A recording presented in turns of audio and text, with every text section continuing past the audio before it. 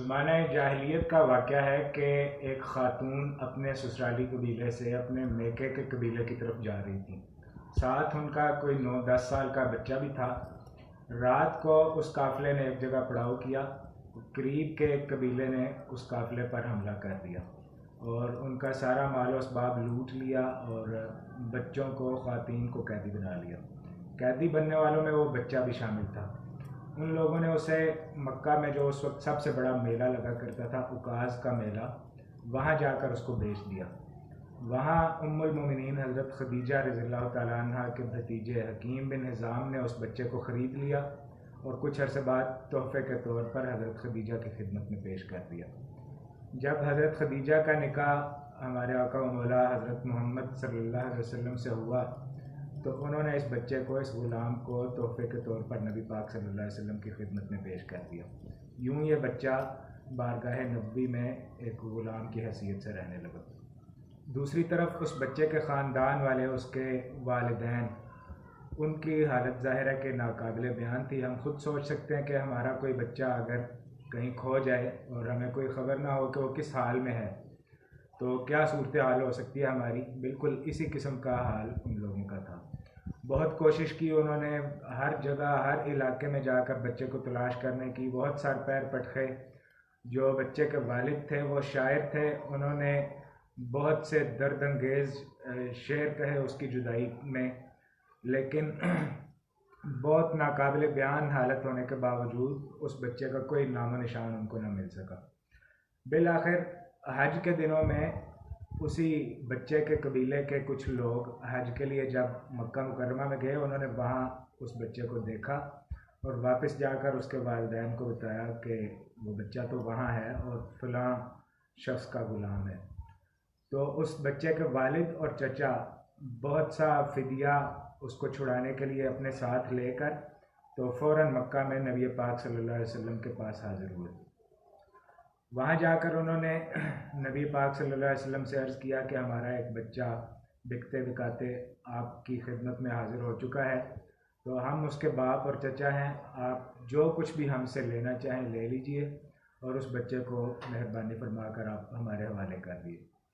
نبی پاک صلی اللہ علیہ وسلم نے فرمایا کہ میں اس سے زیادہ بہتر آپشن آپ کو دیتا ہوں، وہ یہ کہ ہم بچے کو بلا لیتے ہیں اور دونوں آپشن میں اس کے سامنے رکھ دیتا ہوں کہ اگر وہ آپ کے ساتھ جانا چاہے تو مجھے آپ سے کچھ نہیں چاہیے، میں اس کو آپ کے ساتھ بھیج دوں گا بغیر کچھ لیے دیے، اور اگر وہ آپ کے ساتھ نہ جانا چاہے، میرے پاس ہی رہنا چاہے، تو میں ایسا آدمی نہیں ہوں کہ جو میرے ساتھ رہنا چاہے، میرے سے جڑ کر رہنا چاہے، اسے زبردستی اپنے سے جدا کروں۔ تو ان لوگوں نے بہت خوشی سے کہا کہ اس سے اچھا تو کوئی حسن سلوک ہو ہی نہیں سکتا۔ تو اس بچے کو بلا لیا گیا۔ نبی پاک صلی اللہ علیہ وسلم نے اس بچے سے پوچھا کہ کیا آپ ان لوگوں کو پہچانتے ہیں؟ انہوں نے کہا کہ جی میں پہچانتا ہوں، ایک میرے والد ہیں اور ایک میرے چچا ہیں۔ تو نبی پاک صلی اللہ علیہ وسلم نے ان کو کہا کہ آپ کے والد اور آپ کے چچا آپ کو لینے کے لیے آئے ہیں، اگر آپ ان کے ساتھ جانا چاہیں تو آپ کی مرضی ہے، اور اگر آپ ان کے ساتھ نہ جانا چاہیں، میرے پاس ہی رہنا چاہیں، تو وہ بھی آپ کی مرضی ہے۔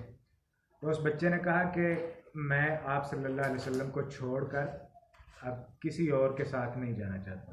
پہلے تو اس کے والد اور چچا پریشان ہوئے، انہوں نے کہا کہ عجیب آدمی ہو تم کہ غلامی کو آزادی پر ترجیح دے رہے ہو، لیکن اس بچے نے کہا کہ جو محاسن اخلاق میں نے اس ہستی کی ذات میں دیکھے ہیں وہ آج تک میں نے کسی ایسے اخلاق کسی اور شخص میں، کسی اور ہستی میں نہیں دیکھے، اور اب میں آپ صلی اللہ علیہ وسلم کو چھوڑ کر کہیں اور جا نہیں سکتا۔ تو نبی پاک صلی اللہ علیہ وسلم نے پھر اس بچے کو اپنے ساتھ لیا اور مسجد حرام میں خانہ کعبہ کے پاس جا کر اس کے ہاتھ کو پکڑ کر یہ اعلان کیا کہ آج سے یہ بچہ میرا بیٹا ہوگا۔ تو یہ بچہ زید بن حارثہ رضی اللہ تعالیٰ عنہ تھے۔ اس دن کے بعد سے ان کو زید بن محمد کہا جانے لگا۔ اس وقت تک نبی پاک صلی اللہ علیہ وسلم کو ابھی نبوت نہیں ملی تھی، تو یہ نبوت سے پہلے کا نبی پاک صلی اللہ علیہ وسلم کا ایسا اخلاق تھا کہ بچے اپنے والدین پر آپ صلی اللہ علیہ وسلم کی ذات کو ترجیح دیا کرتے تھے۔ ہم بھی آپ صلی اللہ علیہ وسلم ہی کے امتی ہیں، نبی پاک صلی اللہ علیہ وسلم ہی کے نام لیوا ہیں۔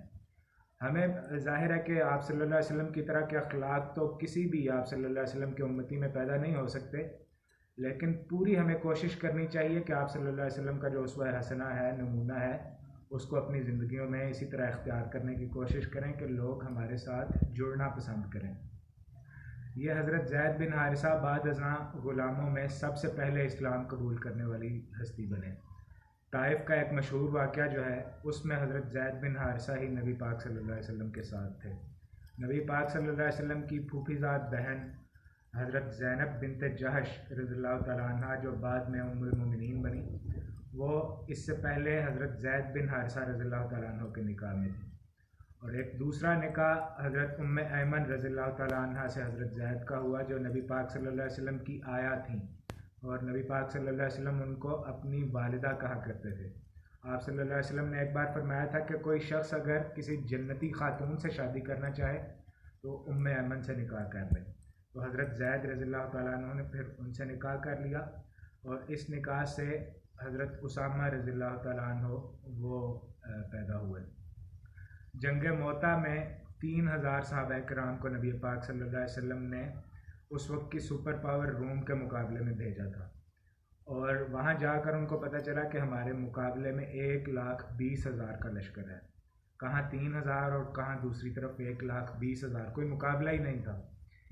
تو ان 3000 کے سپہ سالار اس وقت حضرت زید بن حارثہ تھے۔ انہوں نے جب اپنے ساتھیوں سے مشورہ کیا تو یہی مشورے کے نتیجے میں فیصلہ کیا گیا کہ دو ہی نتیجے ہوں گے، یا تو ہم فتح حاصل کریں گے یا ہم شہادت حاصل کریں گے، شکست مسلمان کا مقدر نہیں ہو سکتی۔ تو اس طرح سے وہ 3000 کا لشکر ان 1,20,000 لوگوں سے ٹکرا گیا اور مسلمانوں کو فتح حاصل ہوئی، لیکن یہ حضرت زید بن حارثہ رضی اللہ تعالیٰ عنہ کا اس دنیا میں آخری دن تھا، انہوں نے شہادت پائی۔ ہمیں اپنے گھروں میں، اپنے بچوں میں، اپنے دوست احباب کو، ان کے بچوں کو نبی پاک صلی اللہ علیہ وسلم کے اور صحابہ کرام رضی اللہ تعالیٰ عنہم مجمعین کے انہی واقعات کو بیان کرنا چاہیے۔ صحابہ کرام ہمارے آئیڈیل ہیں، روشنی کے مینار ہیں۔ اللہ تعالیٰ سے دعا ہے کہ ہمیں انہی کے اسوے پر عمل پیرا ہونے کی توفیق عطا فرمائے۔ وآخر دعوانا ان الحمد للہ رب العالمین۔